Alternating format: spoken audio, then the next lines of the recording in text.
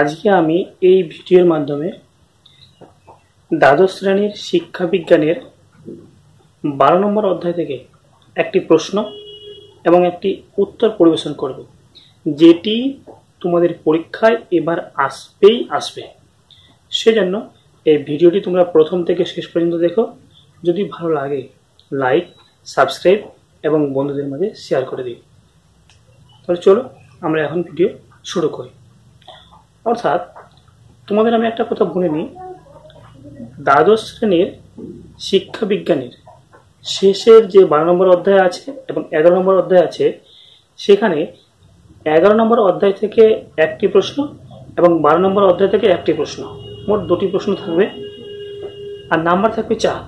এবার দুটির মধ্যে যে কোনো একটির উত্তর দিতে হবে।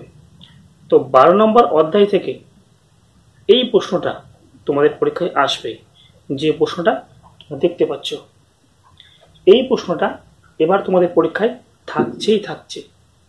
সেজন্য এই প্রশ্নের উত্তরটা দেওয়া হলো এখানে। এই উত্তরটা তোমরা ভালো করে মুখস্থ করে নেবে। তোমরা দেখতে পাচ্ছ স্ক্রিনে, এই উত্তরটা তোমরা ভালো করে মুখস্থ করে নেবে। এটা কিন্তু তোমাদের পরীক্ষায় এবার আসবে।